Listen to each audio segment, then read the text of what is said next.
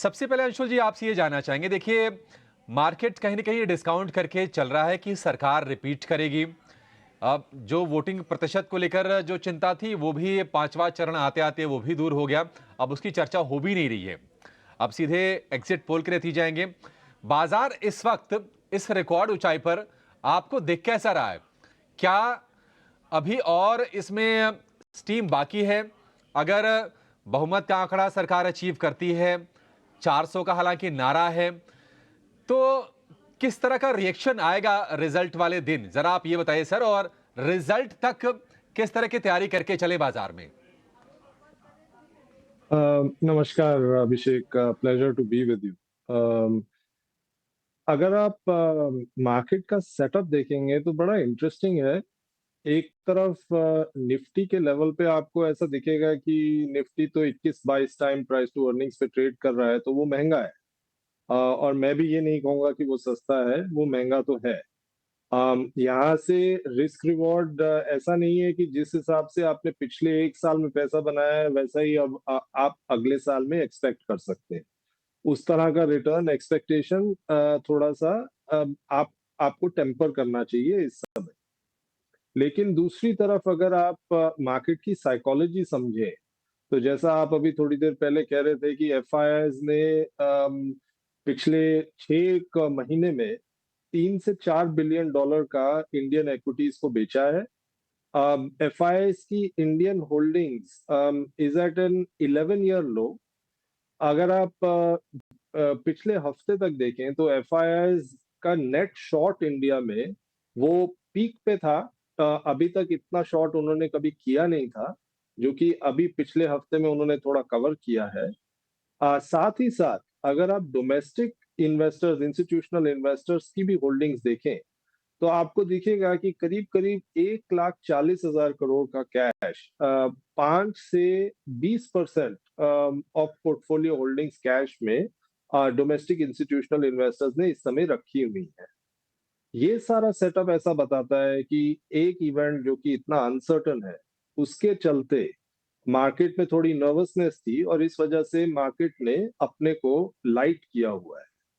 और अगर ये इवेंट फेवरेबल आ जाता है तो ये पैसा तो मार्केट में इन्वेस्ट करने के लिए आएगा। इस वजह से एक बारी के लिए आपको शायद रैली दिख सकती है।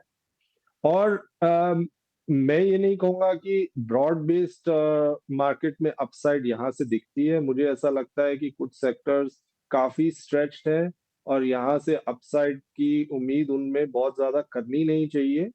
लेकिन अभी भी stock specific, sector specific opportunities हैं जो कि इतना ज्यादा चली नहीं है।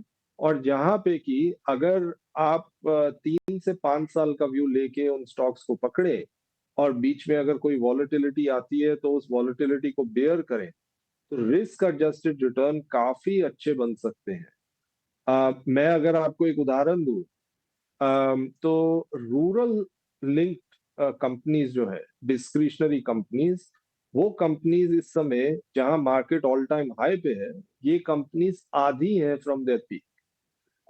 अब अगर रूरल इकोनॉमी में तेजी आती है, बारिश अच्छी होती है, गवर्नमेंट का स्पेंड रूरल इकोनॉमी में बढ़ जाता है और गवर्नमेंट का जो स्टेटेड ऑब्जेक्टिव है कि रूरल इनकम्स को उनको डबल करना है, वो अगले 1 से 2 साल में प्ले आउट होता है। तो जैसा वॉरेन बफेट कहते हैं कि और rising tide lifts all boats, तो हमें लगता है कि रूरल इकोनॉमी में भी तेजी उस वजह से आनी चाहिए और स्टॉक्स में इस समय कुछ भी बिल्ट इन नहीं है। तो ये एक स्पेस है जहां पे हमें अपसाइड दिखती है।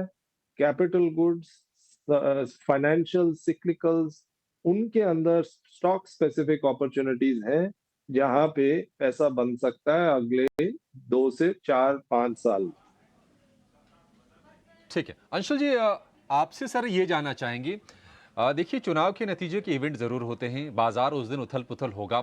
हालांकि मैं कुछ डेटा रीड कर रहा था, पिछले 5 चुनाव के इलेक्शंस थे, तो चुनाव नतीजों से 6 महीने पहले और 6 महीने बाद बाजार मुझे लगता है कई बार कि इवेंट को भूल भी जाता है, कुछ हुआ भी था, अपनी एक सामान्य चाल चलता है। तो जो लंबी अवधि के निवेशक है निश्चित तौर पर उनको चिंता करने की कोई बात नहीं है। अब जबकि नतीजे थोड़े नजदीक आ गए हैं, कुछ ही दिन रह गए हैं, क्या आप सलाह देंगे कुछ कैश बचा के रखें, पर्टिकुलरली इलेक्शन रिजल्ट वाले डे के लिए डिप्लॉय करने के लिए? ज़रूर मैं ये कहूँगा कि एसेट एलोकेशन अभिषेक जी हर इन्वेस्टर को फ़ॉलो करनी चाहिए जो इंडिविजुअल इन्वेस्टर है।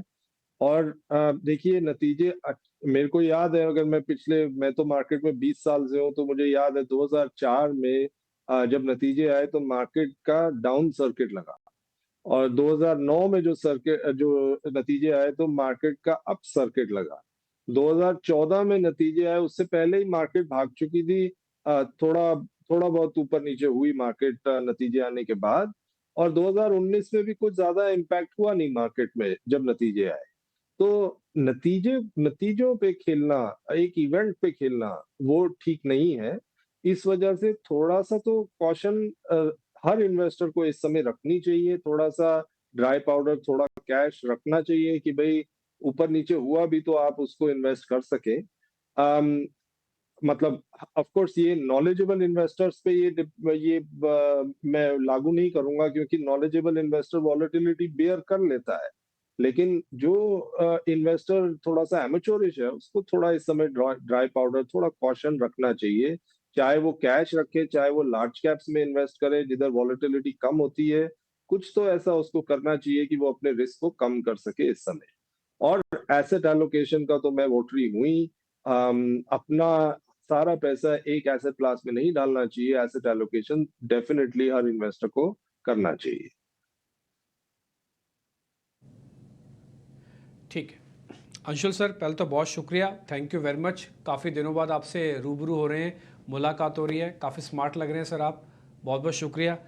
और अच्छा भी आप जवाब देते हैं, तो इसलिए आपके इंटेलिजेंस हमको मिल जाते हैं सर। थोड़ा जल्दी जल्दी चक्कर लगाइए, ताकि इंटेलिजेंस आपकी थोड़ी हमको और जल्दी जल्दी स्पीड से मिलती जाए।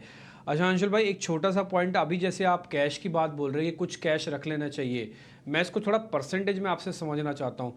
40% कैश रख लें, 60% मार्केट के अंदर डिप्लॉयमेंट डाल देते हैं।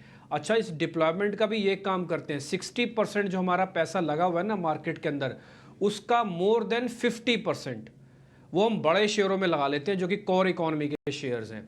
बाकी 50% फिर देखते हैं जहाँ पे मौका लगेगा, स्ट्रेटजी के हिसाब से है। ऐसा कर सकते हैं क्या सर? पहली चीज तो बहुत अच्छा लग रहा है डिम्पी भाई, आपसे बात करके बहुत दिन हो गए बात किए, आप बुलाते ही नहीं है। मैं तो उत्सुक बैठा थैंक यू वेरी रहता हूँ मच कि सर। डिम्पी भाई बुलाएंगे, बुलाते ही नहीं अरे है। सर, आप अब आते नहीं है सर, हम तो आगे हम तो आपको बुलाते हैं सर, आप आते नहीं ऐसा हो ही नहीं है। सकता, आप बुलाएं और हम ना आए, कभी हो ही नहीं सकता। बहुत अच्छा लग रहा है, थैंक यू फॉर कॉलिंग। नहीं, अब तो ऐसा नहीं होगा अंजुल जी, अब ऐसा नहीं होगा। अब हम आपको हर हफ्ते बुलाएंगे, अब हमको हर हफ्ते बुलाएंगे, आपको समय देना पड़ेगा। चलिए ठीक है।